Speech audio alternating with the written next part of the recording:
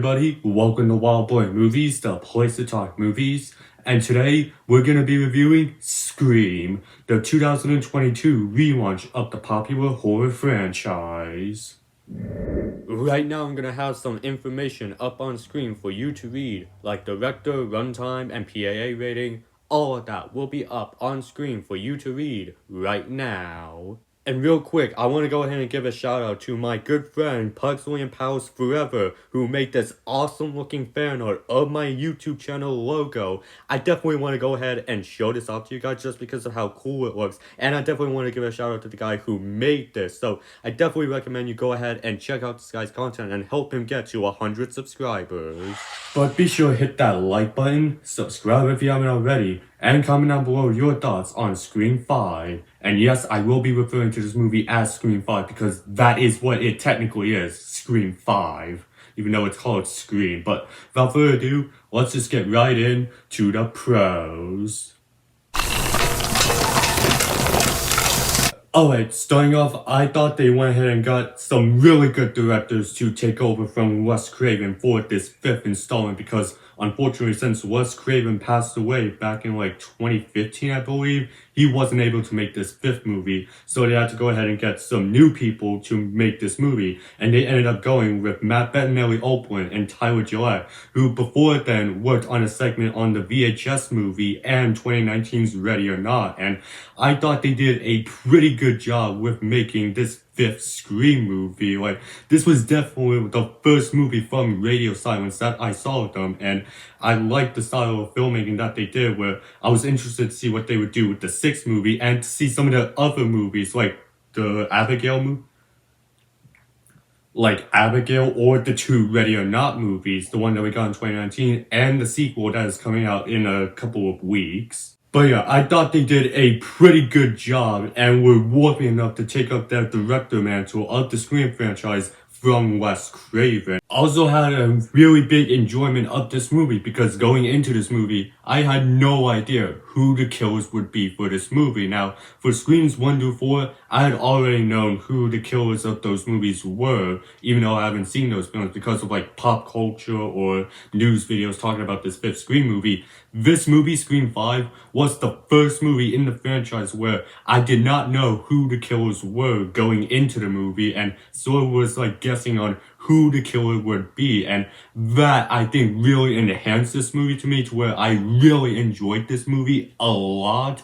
It's just something that I never had with this Scream franchise where I didn't know who the killers were going into this movie, so that's something that I really like, not just for this movie but for all of the Scream movies going forward, is me not knowing who the killers are gonna be for that movie. And in speaking of the killers, I thought the two Ghostface killers that we got in this movie were pretty good. So it was Richie and Amber, and I thought both of them were pretty good Ghostface in the movie. My favorite of those being Richie Kirsch, played by Jack Quaid. Like, I don't know, it's just Jack Quaid's acting in that movie, and the little like speech that he has towards like the final act of the movie where he's revealing their motive. Like, I just really like Jack Quaid's character of Richie and him as a Ghostface as a whole. And I also thought Amber was a pretty good Ghostface as well. And yeah, I definitely think that she was a modern day version of Stu Macher, and you definitely get that vibe whenever she's revealed to be the Ghostface killer in this movie and she does the whole psycho thing with the knife. Like, that right there reminded me of something that Stu Macher did in the movie, like some of the things that he did in there. I definitely like that in the character of Amber, and I definitely like the acting that Mikey Madison had with this character. Like, I thought she played that character very well and definitely gave off those Stu Macher vibes. Now, fun fact, Mikey Madison being in this movie and one of the Ghostface killers was the main reason why I wanted to see Honora in the first place. You don't even want to know the amount of times that I've almost or accidentally called the character of Amber Freeman Annie throughout making that portion of the review. And I also really like the motive that this Ghostface killers had in this movie. They aren't wanting fame, they aren't wanting revenge on Sam Carpenter, which we will get to in a bit. They're just fans of the Stab franchise who are really mad at what the franchise has done, mainly with Stab 8, which I think right there is a very clever nod to Star Wars The Last Jedi, and where people were really hating on The Last Jedi and being very toxic fans to Rian Johnson, who in the Scream universe was the director of Stab 8, and they just wanted to make their own movie and give Hollywood a new Stab movie that was based off actual events. Like, I definitely think that motive worked very well in this movie. Like, I definitely think that the toxic fandom stuff worked very well in this movie and definitely aged pretty well, especially given the whole controversy that the 7th movie has gotten. Like, that right there, I think really make the movie work very well, and definitely like the commentary that it had on like the movie sphere, not just horror movies, but movies in general. This movie does also do some differentiations from the Scream formula, which is something that I mentioned in my reviews for Screams 3 and 4, where they did something different with the formula, and here they did that again with 5, where the opening kill with the movie was not a kill at all. It was just an opening sequence, and we found out that Jenna Ortega's character of Tara actually survived that opening sequence, and that was something awesome to see, and definitely gave like a viewpoint of anyone we see in that opening sequence, whether that be in the future movies, they could possibly survive and carry on into the part of the movie. Like, that was something that I really liked in this movie. Now, they do one kind of differentiation that is kind of like a nitpick, but we'll get to that in the cons. But I also really like that in the movie. Also, I thought it was really cool that we got a cameo from James A. Janice and Chelsea Rebecca in this movie, The Dead Meat People, and that was just really cool, and especially since I am someone who likes to support whenever YouTubers make movies. Like,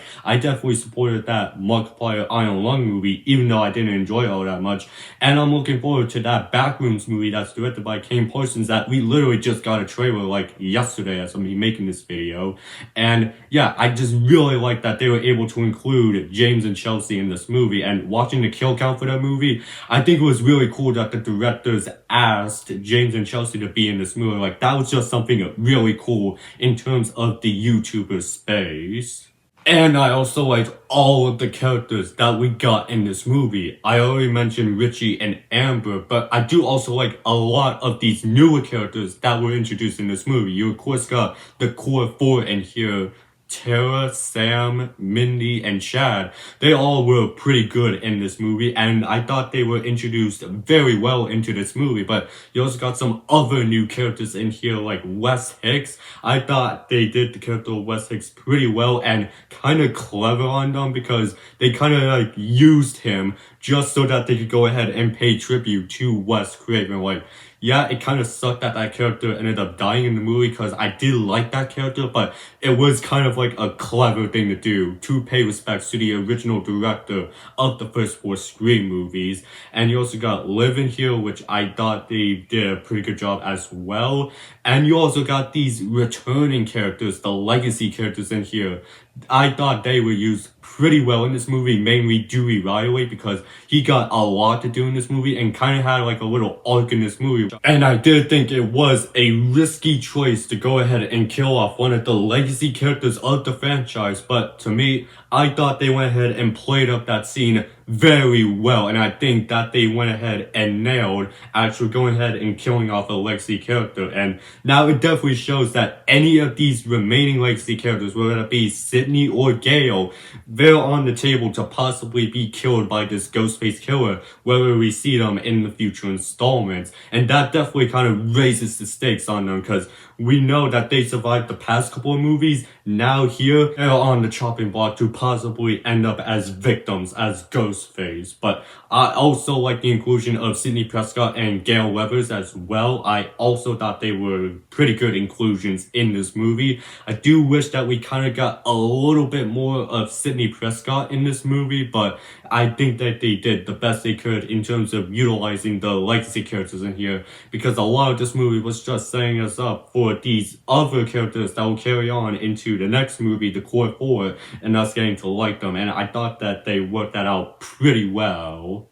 So yeah, all of those things made me really enjoy this fifth Scream movie, and I really ended up liking this movie. But there are some like tiny nitpicks that I have with this movie, so let's just go into the cons. Alright, starting off the character of Vince. Nothing against that character, but just the amount of screen time that we got of Vince. Like, I would have wanted to see a bit more of this character in this movie, because one, it's a big deal because this character Vince is the nephew of Stu Macher, and I think it was very cool to know that Stu Macher has a nephew, and also it's Kyle Gallner, and I think Kyle Gallner is a pretty good actor based on what I've seen of him in the two Smile movies, and I just felt like that they kind of wasted the potential that they had with the Vince character and Kyle Gallner, but I definitely think that they made up for that with like the death scene that I got in this movie, which, may I say, is the best use of that Red Right Hand song. Like, it's been a part of the Scream franchise minus the fourth one, and I think the fifth movie has the best usage of that song throughout the entire franchise. But the other nitpick that I have in this movie is that this movie has like very little to no chase sequences at all in this movie. We really only get like one in this movie, and that is just Sam and Ghostface in that hospital, and that's just really it. It kind of reminded me of like that small chase that Ghostface and Sydney had in that Woodsboro High bathroom. Like, that was really kind of like it for the chase sequences in this movie, and I kind of wish that we had like maybe one or two more chase sequences in this movie. But those are just tiny little nitpicks that I have with this movie. Overall, I think that this is a really, really good entry of the franchise and might just be my favorite sequel of the entire Scream sequels that we've gotten. Like, I think that this was just a really good installment, and I really think that it is just as good as that original Scream movie that we got in 1996. So for my scorecard, I'm gonna give Scream 5 5 stars, with the score out of 10 being 10 out of 10, with the percentage being 100%, with a grade of A+, with my final verdict being the best Scream movie since the first. But that was my review of Scream 5. I want to hear from you guys. What are you guys' thoughts on this movie? Go ahead and leave me your thoughts down in the comment section. And while you're at it, be sure to hit that like button, subscribe if you haven't already, and I will see you in the next video. And have a great day.